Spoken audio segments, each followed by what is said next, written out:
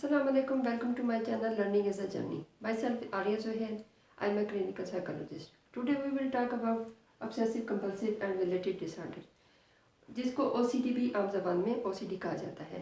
आज हम अपनी वीडियो में OCD और इससे रिलेटेड जो भी डिसऑर्डर्स हैं उनको कवर करेंगे। इनके काजेज़ क्या होते हैं, इनके सिम्टम्स क्या होते हैं, इन डिसऑर्डर्स की वजह से जो कॉम्प्लिकेशंस हो सकती हैं वो क्या होती हैं और इसका ट्रीटमेंट क्या होता है। आज सब कुछ हम आज की वीडियो में कवर करने वाले हैं। So don't miss it and keep connecting to my channel. Let's start our lecture. OCD एक ऐसी बीमारी का नाम है जिसमें पर्सन के जहन में अनवांटेड थॉट्स, आइडियाज़ और फियर पाए जाते हैं, आते रहते हैं। इन अनवांटेड थॉट्स, फियर्स और आइडियाज़ को हम ऑब्सेशन का नाम देते हैं।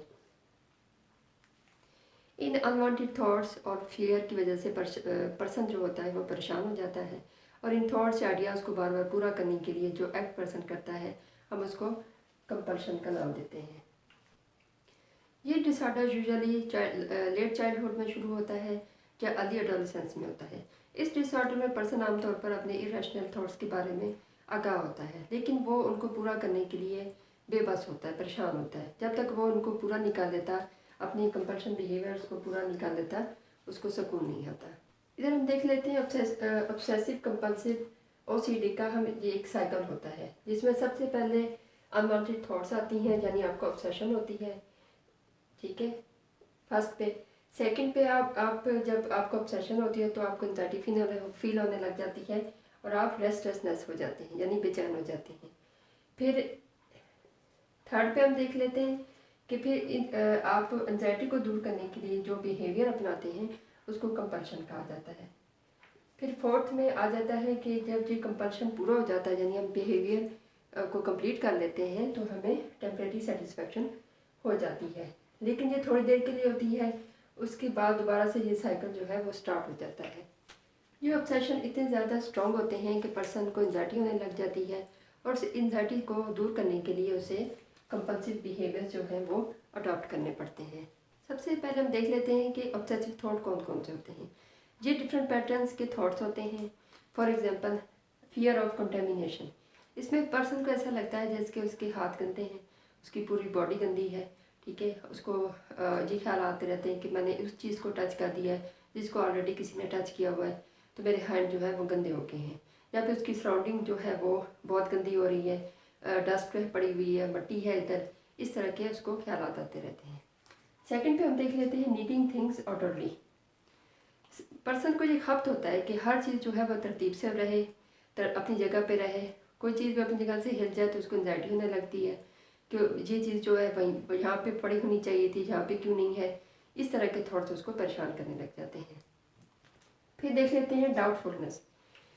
इसमें जो होता है कि पर्सन हर वक्त डाउटफुल रहता है, यानी कि ख़ास तौर पर सोने से पहले उसको ये डाउट रहता है कि जो मेन डोर का लॉक है वो मैंने बंद किया है कि नहीं किया, ठीक है। गैस अप्लायंसेस या होम अप्लायंसेस जो है वो मैंने ऑफ़ किए या नहीं किए। इस तरह के थॉट्स उसको परेशान करते रहते हैं। अब आ जाते हैं कंपल्सिव बिहेवियर की तरफ। कंपल्सिव बिहेवियर क्या होंगे? जब हमारे ऑब्सेशन थॉट्स आएंगी तो उनको पूरा करने के लिए जो बिहेवियर हम अडॉप्ट करेंगे उसको कंपल्शन कहा जाता है। फॉर एग्जांपल अगर उसको फियर ऑफ कंटेमिनेशन है तो वो बार बार अपने हाथ धोएगा जाके, बार बार नहाएगा जाके, उसकी तसल्ली नहीं होगी। थोड़ी देर के लिए उसको सेटिस्फेक्शन होगी, लेकिन उसको दोबारा से फील होगा कि मेरे हैंड जो है वो ख़राब है। ये पूरा दिन में तकरीबन कंपल्सिव बिहेवियर में पर्सन 1 घंटा लगा देता है पूरा दिन में। Needing things orderly. अगर चीज़ें बेतरतीब पड़ी हुई उसके माइंड में आ जाए कि ये चीज़ यहाँ पे क्यों पड़ी हुई है, वहाँ पे होनी थी, तो जब तक उठा के उसको अपनी जगह पे नहीं रख लेगा उसको सुकून नहीं आएगा, चैन नहीं आएगा, उसको एंजाइटी होती रहेगी। डाउटफुलनेस। जब उसके माइंड में इस तरह की डाउटफुलनेस थॉट्स आती हैं तो जब तक वो उनको डाउट्स को दूर नहीं कर लेता, उठ के जाके चेक नहीं कर लेता, लॉक्स को या इलेक्ट्रिसिटी को या गैस को चेक नहीं कर लेता, तो उसको सुकून नहीं आता है। Now we discuss about related disorders. सबसे पहले आ जाता है बॉडी डिस्मॉर्फिक डिसऑर्डर। इसमें क्या होता है कि पर्सन अपनी बॉडी शेप के बारे में और अपनी अपेयरनेस के बारे में बहुत ज़्यादा कॉन्शियस हो जाता है। वो बार बार मिरर के सामने जाके अपने आप को देखेगा, अपनी स्किन देखेगा, अपनी हाइट देखेगा, अपने मसल्स देखेगा, मैं किस तरह का दिखाई दे रही हूँ। उसको बार बार ये खपत होता है कि उसकी बॉडी अपीयरेंस में कोई ना कोई नुक्स है, कोई डिफेक्ट है। हालांकि वो दूसरों को नज़र नहीं आता, लेकिन उसको वहम हो जाता है और इसकी वजह से उसको एंजाइटी होती है और उस एंजाइटी को दूर करने के लिए बार बार मिरर के सामने खड़ा होकर डिफरेंट पोज बना के वो देखता रहता है। फिर आ जाता है ट्रिकोटेलोमेनिया।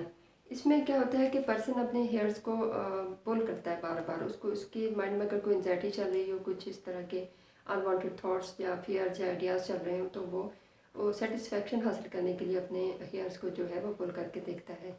इसकी कुछ इमेजेस आपको मैं शो कर रही हूँ ताकि आपको समझने में आसानी हो कि ये एक्चुअल में होता क्या है।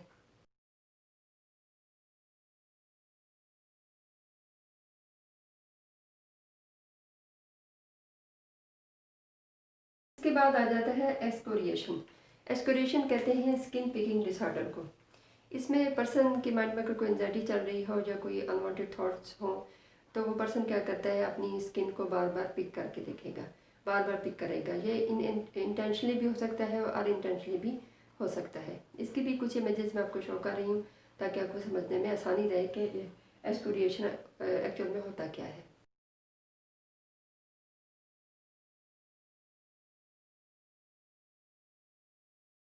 आ जाता है होर्डिंग डिसऑर्डर।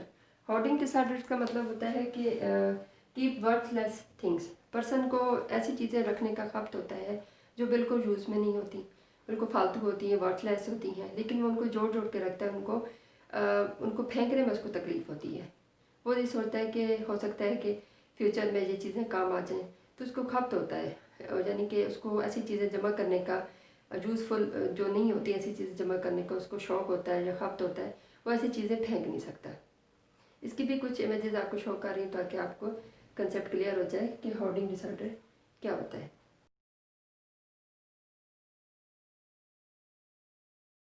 अब आते हैं हम ओसीडी और इससे रिलेटेड जो डिसऑर्डर्स होते हैं, इनसे कौन कौन सी कॉम्प्लिकेशंस हो सकती हैं। पर्सन ज़्यादातर टाइम जो है कंपल्सिव बिहेवियर में यूज़ करता है, जिसकी वजह से उसकी डेली रूटीन जो होती है वो डिस्टर्ब हो जाती है। फिर उसके कुछ हेल्थ इश्यूज़ भी हो सकते हैं, जैसे बार बार हैंड वॉश करना, बार बार नहाना, या इससे रैशेस पड़ सकते हैं। फिर अगर स्किन पिकिंग डिसऑर्डर की बात करें तो उसमें वो स्किन को बार बार पिक करता है, जिसकी वजह से उसकी स्किन पे इंजरी हो सकती है और ब्लड भी निकल सकता है। लाइफ क्वालिटी इनकी पुअर हो जाती है बिल्कुल।